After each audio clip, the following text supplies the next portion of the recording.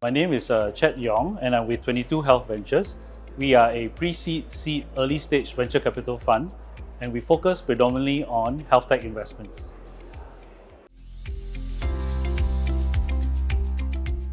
Wow, okay, three words, then I will choose three E words. First is expertise, right? Because I think from our experience and knowledge, healthcare or health tech rather is a domain expert where it's very important, where you have that validation and the right technology coming to the space. So first word will be expertise. Secondly, I think as you can see from the participants and the crowd today, you're not an island, you're not alone. Ecosystem is very important because if you mirror that in the industry, it's a space where you need to actually innovate into a standing and well-regulated and circumcised industry. So understanding the ecosystem and working alongside your partners, I think is important. And I think lastly, the third E for me will be entry, right? So what do I mean by entry? Is that you need to find a way to bring your solutions or your product into a viable and a high potential growth market. So I'll sneak in the last E as a venture capitalist. We are very keen on the exit. So of course you can't exit if you're not even entered in the first place. Yeah.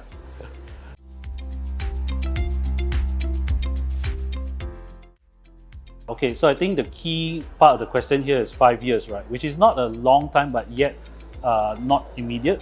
So I think what we will see definitely is the increase coming in from the technology space into the care processes and into our day-to-day operations, right? So digital, data, and AI definitely on the rise. And I think that will actually create the capability to bring forth a more precision medicine-based kind of therapeutics being offered.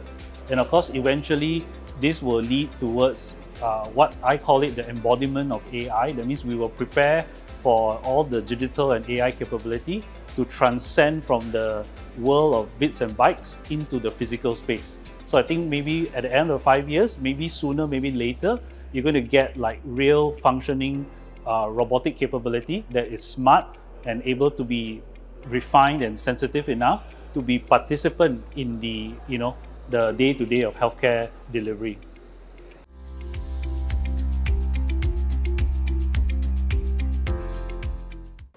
Well, okay, so I'm going to approach this thinking about the nature of the ecosystem and the industry. As it is, you have so many different stakeholders and parties involved. And of course, when you're trying to innovate, that adds an additional layer of complexity. So for me, most of my experience is within Asia and Singapore especially, where we have a lot of support and a lot of different parties actually very much for innovating. But at the same time, I think the fact that, even though we are considered a small and compact country, we do have different organizations all doing it at the same time.